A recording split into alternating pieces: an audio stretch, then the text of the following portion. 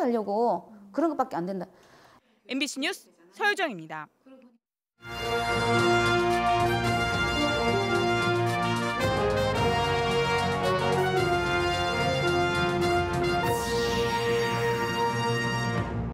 아프리카 돼지열병 반경이 넓어지고 있습니다. 제천에서 멧돼지 폐사체 3마리가 추가로 발견돼 긴급 검사에 들어갔습니다. 무상급식 분담 갈등으로 이어진 유치원생 재난지원금 논란이 확산하고 있습니다. 예산 심의 중인 도의회 앞에서는 집회가 이어졌습니다. 요소수 대란을 계기로 지역의 생산자와 소비자가 손을 맞잡았습니다. 도내 운수업계가 지역 생산업체의 요소수 우선 구매를 약속했습니다. 세금이 들어가는 연구 용역, 투명성과 내실을 높이겠다며 조례를 개정해 제도를 손보는 지자체가 늘고 있습니다. 시청자 여러분 안녕하십니까? 계속해서 충북 소식입니다. 오늘 충북 코로나19 발생 현황부터 알아보겠습니다. 신규 발생 확진 환자는 32명입니다. 지역별로는 청주 10명, 충주 4명, 제천 14명, 단양 1명, 진천 2명, 증평 1명이 확진됐습니다. 충북 누적 환자는 8,617명, 누적 사망은 89명입니다.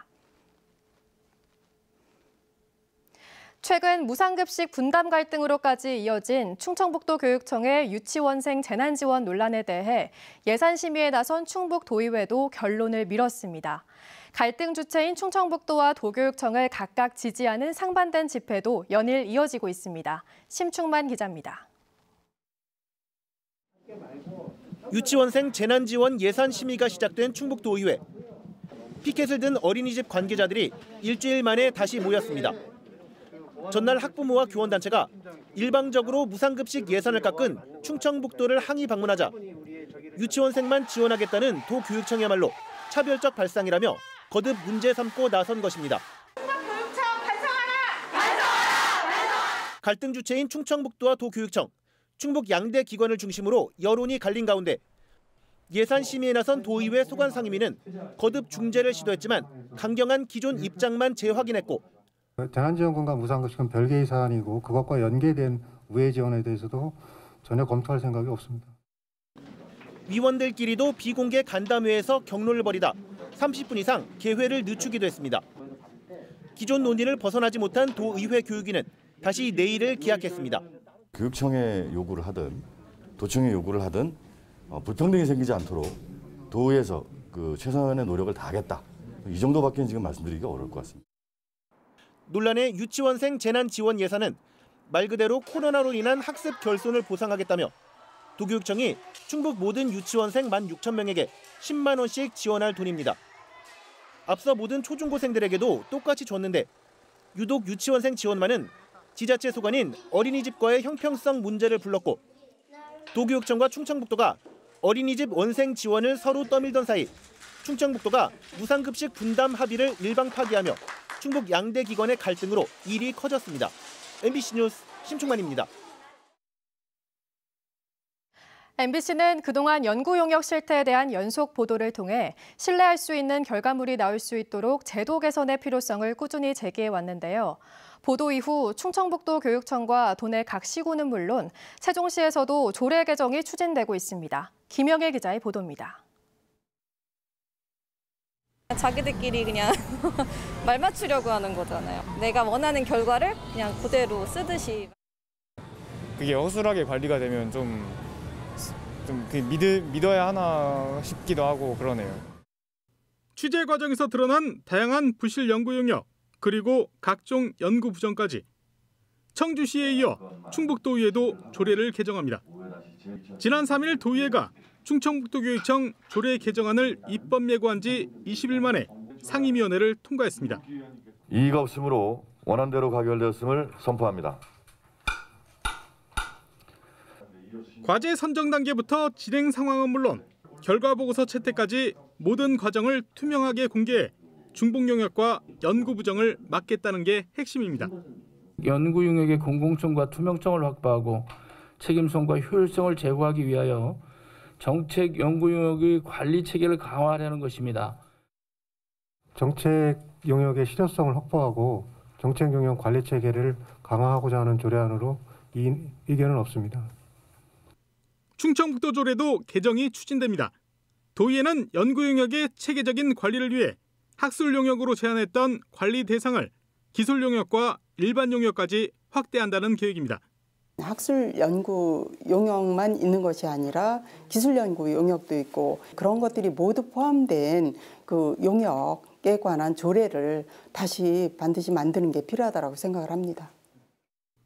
MBC 보도 이후 연구 용역과 관련된 조례 재개정도 속도를 내고 있습니다.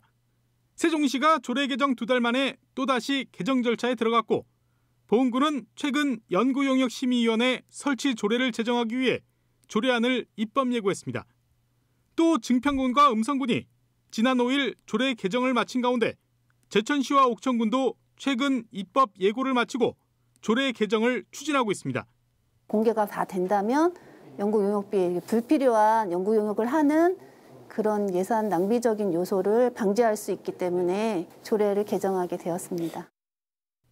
시민사회단체도 연구용역 개선을 위한 대책 마련에 나섰습니다.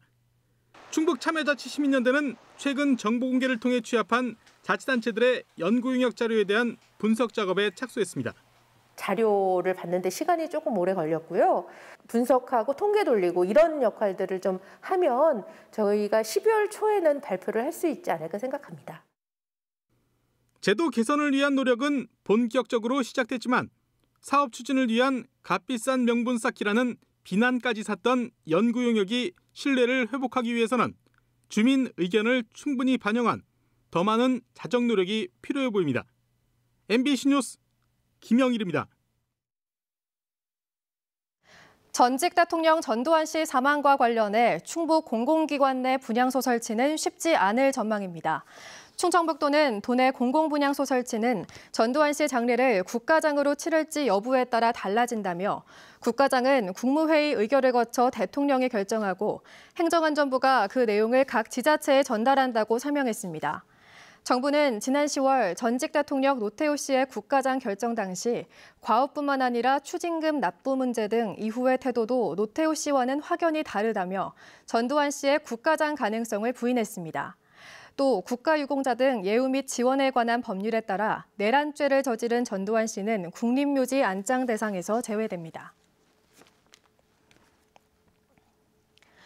충북에선 단양에 이어 제천에서도 아프리카 돼지열병에 감염된 야생 멧돼지가 발견됐죠. 그런데 제천에서 또다시 4인 미상의 폐사체 3마리가 발견돼 긴급 시료검사에 들어갔습니다. 양돈 농가에 치명적인 영향을 끼칠 수 있는 만큼 긴장이 높아지고 있습니다. 허지희 기자가 보도합니다. 제천 백운면의 한 야산. 민가에서 1km가량 떨어진 능선에 방역복을 입은 사람들이 분주히 움직이고 있습니다. 4인 미상의 야생 멧돼지 폐사체를 묻기 위해서입니다. 이곳에서 1년생으로 추정되는 멧돼지 폐사체가 발견된 데 이어 20m 떨어진 지점에서도 2마리가 추가로 더 발견됐습니다.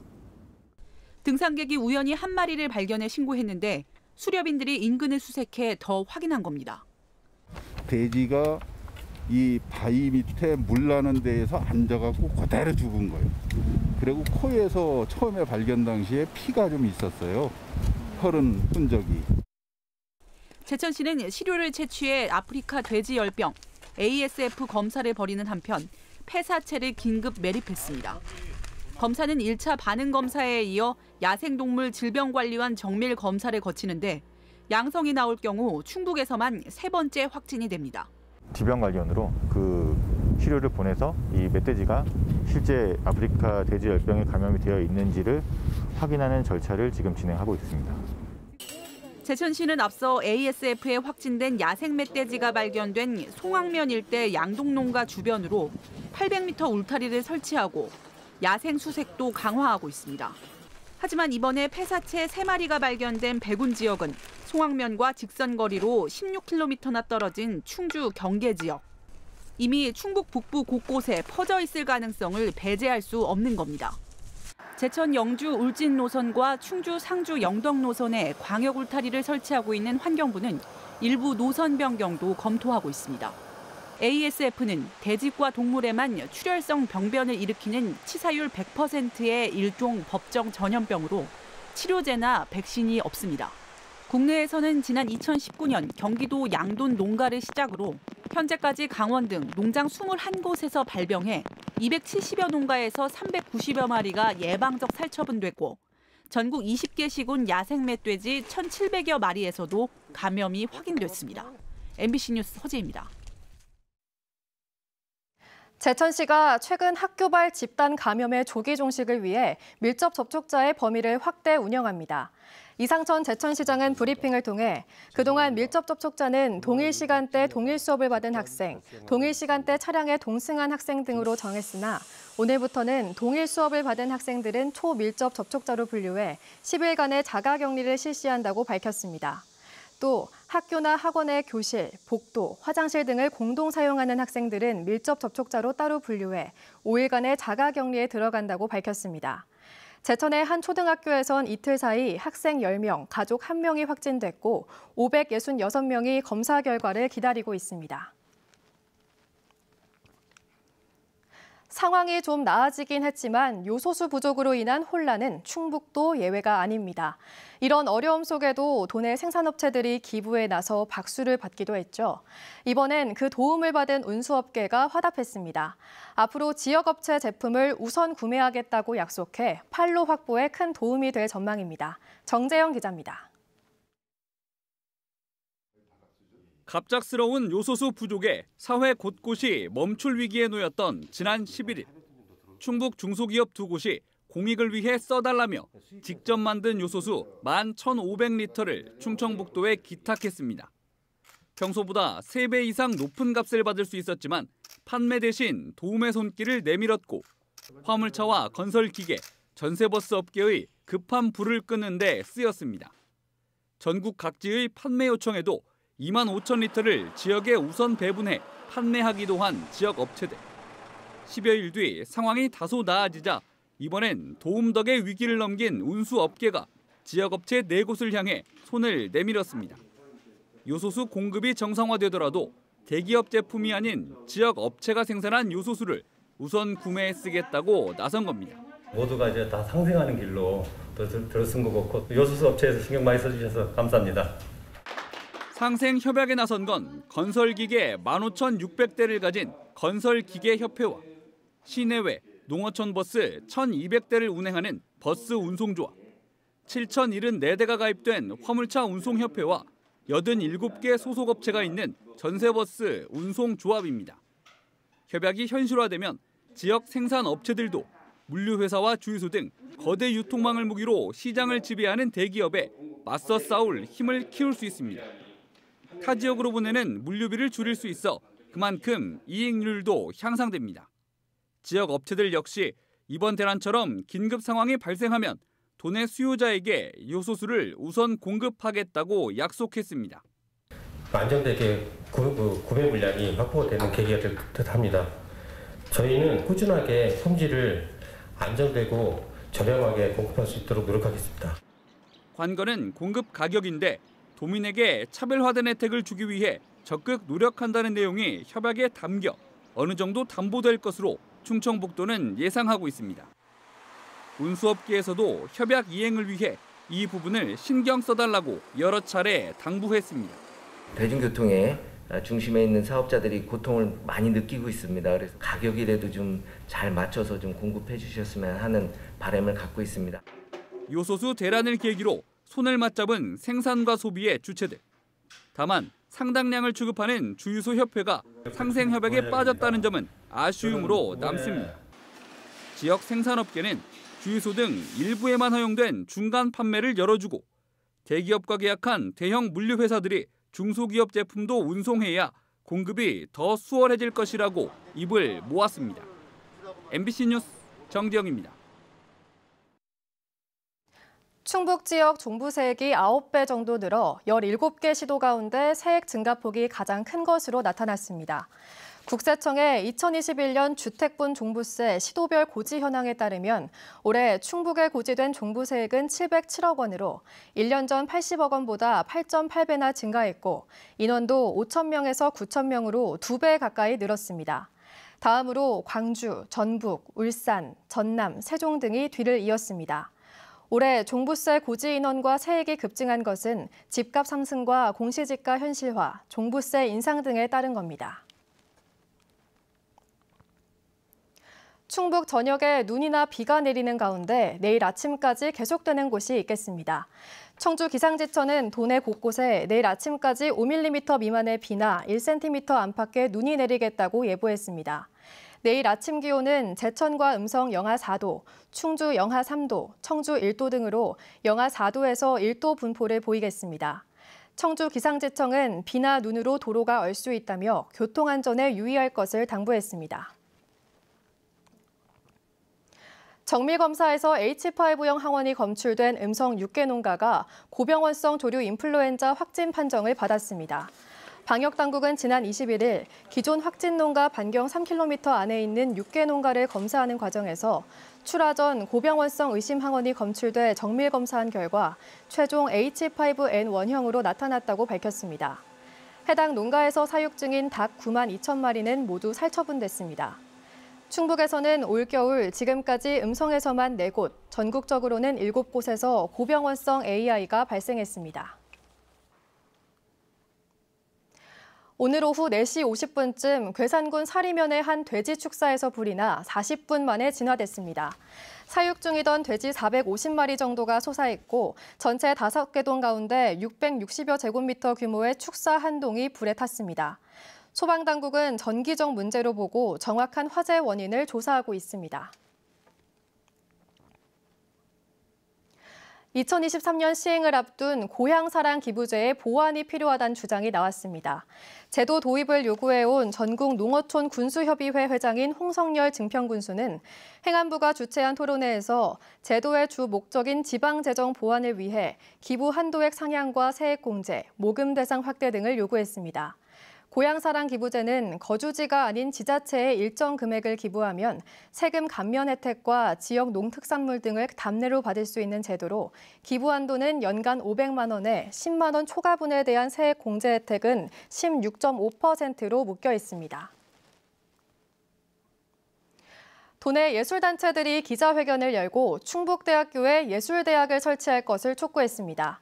충북예총, 충북민예총 등 예술단체 5곳은 도내 예술 관련 학과가 대폭 축소돼 지역의 예비 예술인이 다른 지역으로 진학하고 공립예술단체는 타 지역 출신으로 단원을 충원하는 실정이라고 배경을 밝혔습니다. 이들은 충북대의 기존 미술과와 함께 한국음악과와 무용과를 근간으로 하는 예술대학을 설치하고 교육부도 적극 지원해야 한다고 주장했습니다. 이에 대해 충북대 측은 교육부나 도의 지원 없이 다른 과의 구조조정을 통한 예술대학 신설은 현실적으로 불가하다는 입장입니다. 시 승격을 위해 5대 신성장 산업을 육성하고 있는 음성군이 지금까지 투자 규모를 발표했습니다. 음성군은 에너지, 자동차 물류, 뷰티헬스, 지능형 부품, 기후환경농업 등 5개 분야를 미래성장 동력산업으로 육성해 국비사업 선정, 투자 유치 등으로 4조 394억 원 규모의 경제 효과를 창출했다고 밝혔습니다. 5대 분야 60개 사업을 수립한 음성군은 수소가스 안전교육관, 수소에너지연구소 건설, 자율주행 시범 운행지구 조성, 드론 관리체계 구축 사업 등에 나설 계획입니다. 포스코가 건설 중인 삼척 석탄발전소 중단을 촉구하는 1인 시위가 전국에서 동시에 열린 가운데 충북에서도 청주 충북환경운동연합이 오늘 도청 서문에서 시위에 동참했습니다.